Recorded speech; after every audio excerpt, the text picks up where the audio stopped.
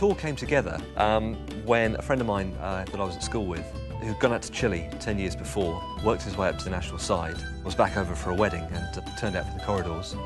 And rather laughingly at the end of the game, Skip turned round to him and said, "Wouldn't it be fun if we came over and played in Chile?" And he said, yeah, all right. But we just thought it was another one of his ideas and it would never happen, but we put our names down. And then 2 years later, after a lot of hard work, it finally came together. And not only just Chile, but Argentina as well. Our first game was at the Belgrano Club, which is a magnificent ground. We turned up in all our finery, looking terribly professional and feeling terribly professional about it all. It was just so exciting and so much fun. Our skipper lost the toss. We were put into bat. We played very poorly. We batted abysmally. Yeah, we played all round that one. And we fell apart and scored 85. And I remember saying, it can't get any worse than this. And it did. We gradually got worse as the tour went on in Argentina. We went on to St George's, and I think we were all out for 72.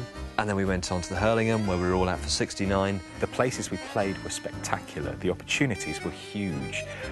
Sadly, we did not perform. Flying over the Andes, wow, that's an amazing flight to take. Welcome to Chile. Everybody was quite down about the cricket when we left Buenos Aires because we'd shown so poorly, and it was quite important for everyone to go out and actually just find the fun in the cricket again. The Chilean national game was always going to be the big one. That's what we'd spent 3 years building up to.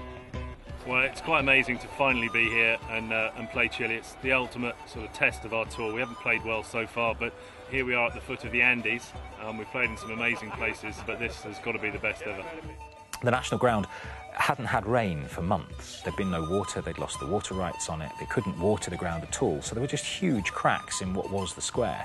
So the week before, they'd put an AstroTurf pitch on it. None of us knew how it was going to play. Nobody had the faintest idea what we were going to do with that wicket. As it turned out, it was a great cricket wicket. We knew we had very little chance of winning, bearing in mind the 4 games that had led up to it, but actually the winning didn't really matter too much. Bailey and I opened the bowling and had absolutely no luck at all initially. It's not that we bowled badly, it's just that when they hit the bad ball, they really hit the bad ball and it went a long way. They scored, I think about 170 runs for the first wicket, and then Skip brought the lump on. And the lump was magnificent. I don't know what it is he does. I don't know how he does it. Lee Strachan, also known as the lump. Right arm weird. But whatever he does, he takes wickets. I think my first wicket was against a guy that had scored over a ton. His eyes lit up, he was going to whack it, missed, and it hit his leg stump and broke it. It all started to suddenly become much more fun again. Yes, we were playing a national side. Yes, we're not the greatest team on the planet, but boy, were we having fun out there. The second wicket was more of a give-me, because I think we'd thirsted the man to death, so he stepped out of his crease, the crab caught it and stopped it. He always gets the best player on the other team out, no matter who we play. The best player on the other team happened to have scored 195 not out against Peru. And he came in and scored 8 before I made him play on to his leg stump. Delightful. He took all 4 wickets that day, and I think Chile scored 315. We knew we were never going to get that many runs, so we batted with a certain amount of freedom. Miles got runs. 46 runs against the Chilean national side, yeah. Not dischuffed with that. That's the shot. Rusty got runs on the board, got something like a 20. Forge got himself a 37. And the skipper did amazingly well. I don't know how it happened, but I scored 52, which is my best score ever.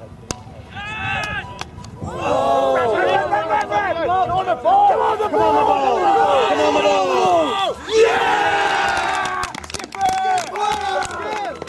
For us to turn around and score 220 odd against the national side and against some really there was some tasty bowling going on, was exceptional. We gave an account of ourselves that has won us friends all over South America, I think. Minstrels will be singing songs of our adventures for years to come. If you get the chance, you really must do it, because it was just a belly laugh from start to end with some cricket thrown in. Pick any one of the affiliate teams, Costa Rica, Estonia, Mozambique, Chile. You ring them up and say, can we come? and they're all over it. They want you there.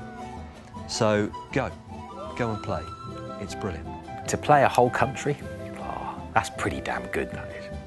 Yeah, that's pretty damn good.